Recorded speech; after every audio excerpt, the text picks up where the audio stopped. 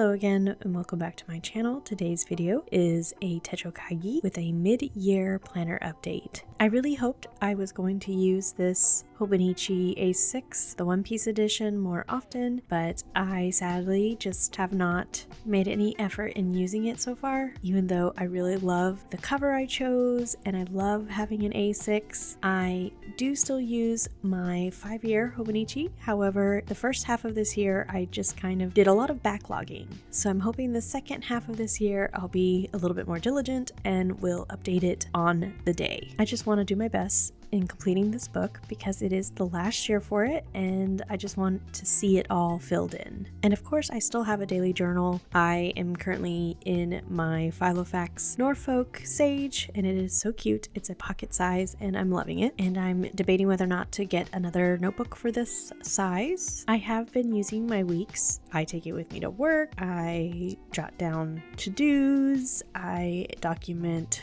new book releases. I put down little thoughts throughout the, monthly view, weekly view. This is the week's mega, so there's extra pages in the back. I like using the back pages for some micro journaling, and I just do like plans or thoughts or just, again, I use it as a journal away from my journal. I have also slimmed down and now use the clear cover on cover instead of the Moterm Veg Tan leather cover, and I'll go into more about why I've decided to switch. Another addition is this Pocket Chic Sparrow. It's just, again, to track my video ideas or just things I want to talk about on my channel, and it'll just be a simple kind of note-taking journal or catch-all. This is similar to what I used to do when I used to journal in this size notebook, and I still have this from like 2020 and 2021, and I would just kind of track what needed to be done. I really love this cover so much. I really wish Chic Sparrow would bring back Colonel Brandon Austin leather, but I know that that is not something easy for them to do, which is why they no longer have it.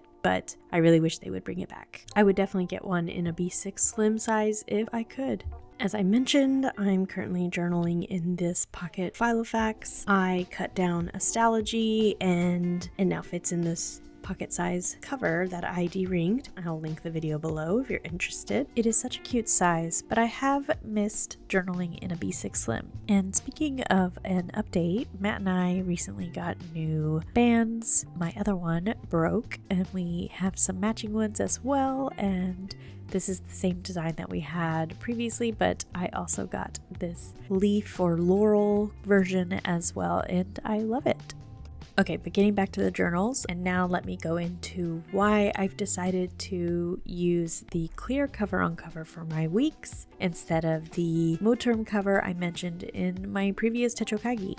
I have added a new pouch to my everyday carry, and it is the Superior Labor and Yoseka Paraffin pen pouch. I believe that's what it's called. And you should watch the video that Yoseka posted talking more about this, but they mentioned how Superior Labor is incorporating more canvas pieces because it is just so expensive to make the full leather pieces. And I think they also mentioned how this is like the second version of their pen roll that they released a couple of years ago. I actually wish I had gotten the Yoseka green version of that one because I love this green color. But I do have the original tan leather pen roll, and I also have a few other pouches that I've purchased from Bumkuhin, I believe. And I really do think that this updated Yoseka paraffin pen case is kind of like a combination between the pen roll and the tool pen case, which is I think what the smaller compact version was called. And I think it just took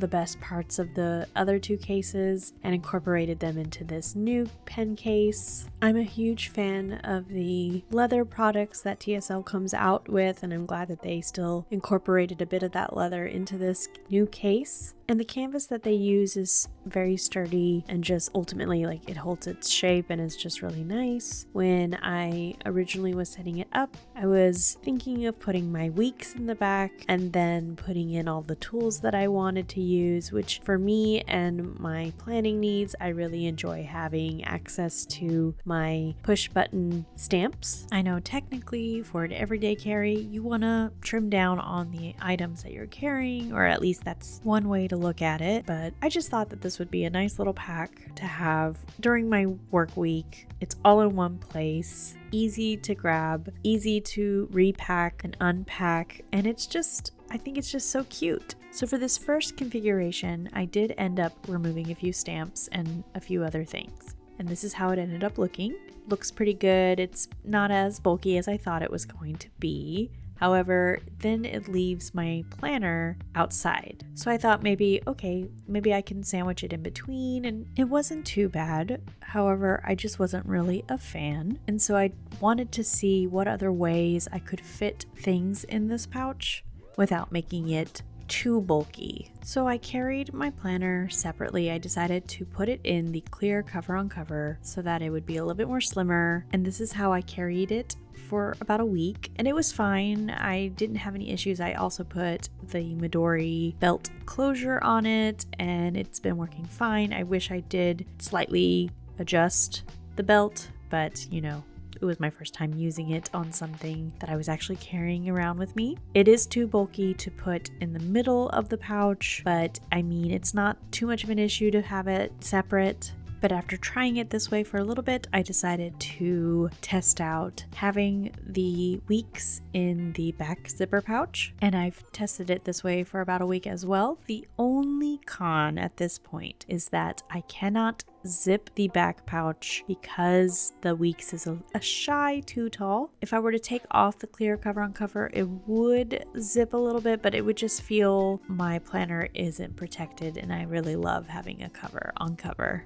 So that's really the only con I really have. I hate not being able to zip up that back pocket, but I only put the planner back there, so there's not room for anything else, and the planner's not going to fall out because it's a pretty snug fit, and everything else seems to fit okay. Even with the pen and the pen loop, it sometimes snags a little bit when I try to take it out, but it's not so snug that I can't remove my planner. And then there's still room to put a few more pens in here. I don't want to bulk it up too much where it can damage my pens. Not that I'm really concerned that that's going to happen, but I just want to make sure that they're all laying nicely. And that is my mid-year update. Well, that's all I really wanted to share with you today. I'd love to hear how your mid-year plans have changed for your journals and planners. I hope you enjoyed this video, and I will catch you in the next one.